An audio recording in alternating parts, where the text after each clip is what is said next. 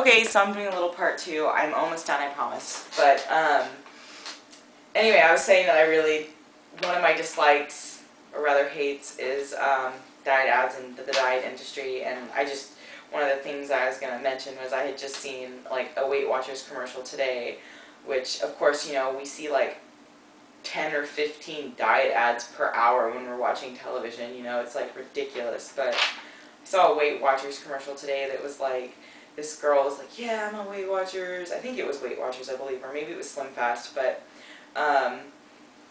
yeah, I'm gonna kick the cravings, and it shows her, like, kicking a donut to bits and then pulling her belt really tight to make herself, you know, I guess, to show that she's skinnier or whatever, you know, woohoo. And usually diets aren't really focused on health. They're completely focused on appearance, even if they sit there and toot their horn and say, oh, it's all about health and we want to get healthy. Yeah, okay, whatever. Anyway, on a separate note, I really do not like bad spelling and grammar. I understand if you misspell a word occasionally or whatever, but as I was growing up, my parents were extremely academic focused, like academia focused, and they're very they were very adamant about us always being in all the competitions. And one of the things that I was in was the spelling bee. I was in that like forever, and I always won like all the awards. You know, if I wasn't first, then I was a very close second. You know, that kind of thing. But what's kind of funny about that is that since of like the age of 12 or 13, I've used British spellings, I've used English spellings, and I don't know why. I guess I got like stuck in this phase of I enjoyed the spelling, you know, using the English spellings or whatever, but it kind of stuck, and now it's just habit to write things using English spelling. But as you can tell, I have no English accent. I'm not from the UK. My parents aren't even from the UK, so I don't know. And then I guess also one of the things I put on here was I just hate plain old bad attitudes in general.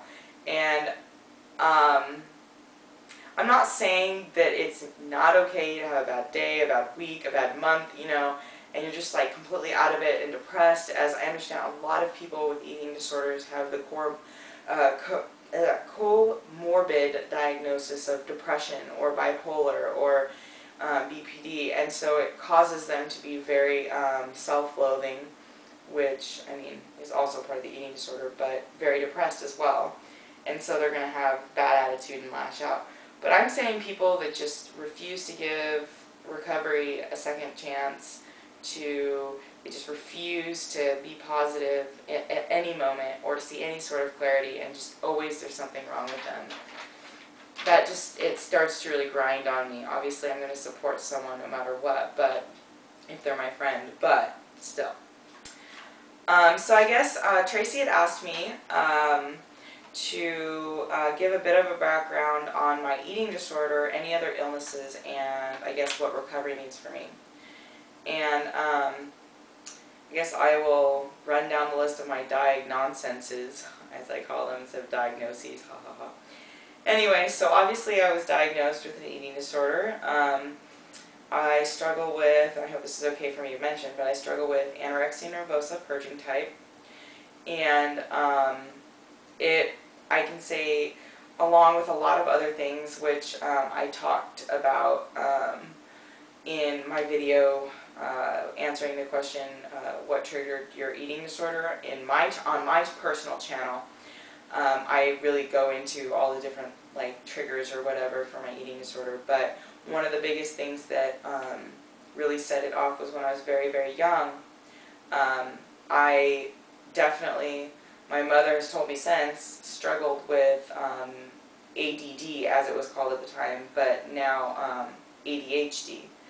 And that really set me off, because not only was I getting a lot of feedback from peers who were saying that I was weird and too crazy and wild, But my own parents were saying things like, you're obnoxious, knock it off, stop pouncing on people, sit down and stay still, and stuff like that. And my mother was very reluctant to get me into a psychiatrist, as the diagnosis of ADD was still kind of in its infancy, I guess. Maybe, I don't know. I think that's when it started to really become known.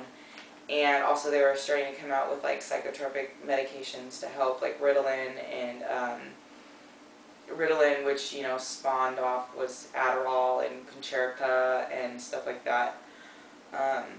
But what I found was that when I was younger, that it wasn't my eating disorder, and along with it my disordered eating, didn't have much to do with, you know, body image or anything like that. It was mostly just my self-esteem. And then I also noticed that when I could, you know, not eat something, I had noticed that if I skipped a meal, or if I skipped a snack, or if I left my stomach growling a little, that I felt a lot less, you know, excitable and crazy. So it didn't help my muddled brain, but yeah, so that's kind of where it started. And soon it was throwing a sandwich out here, and, you know, tossing away a snack here. And so but since then it's changed a lot, and it really became about, I guess, body focused when I was around 12 years old. So, and it's funny because I actually, I mean, my eating disorder started when I was about 8 years old, but I didn't get diagnosed finally until I was having some very severe medical problems due to it when I was around 19 or 20. So it took a long time. But I also struggle with obsessive compulsive disorder, OCD. Mostly I'm definitely, well, functioning. It has a lot to do with organization and also like numerical things. So I've also been diagnosed with PTSD due to verbal, emotional, mental, spiritual, physical, sexual abuse throughout my childhood. So it kind of makes sense. I have also had about 50% of my therapists, or more like 75% of my therapists, agree that I would have bipolar type 2. And that's basically the less extreme version, I believe, of bipolar disorder. So, and they kind of tried to help treat me for that while I was at a psych ward back in early 2007. I won't go into my treatment history because I'm sure that's for another video on my own personal channel. But basically recovery to me, as I've written down here, is it's one day at a time. I guess the important thing to remember is that recovery is not just a place you go. It's not a treatment center you just go to and you're cured and fixed. It's not, you know, there's not a certain time frame that you have to get it done within. But it's just one day at a time, one day at a time. Every second, minute, hour, day is different. And you might have a bad day, but there's always tomorrow, and you can always pick up where you left off. So, anyway, so I guess that is my introduction. If you have any more questions for me, feel free to comment. And also check out my own personal channel, I guess. I do a lot of challenging of the eating disorder thoughts there as well. But I just want to say thank you to all of the freedom fighters for allowing me to be a co-host with Tracey. And I hope to see you guys, I guess, on March 8th, next Sunday. Alright, talk to you later. You're all in my prayers, and thanks so much for watching. Bye!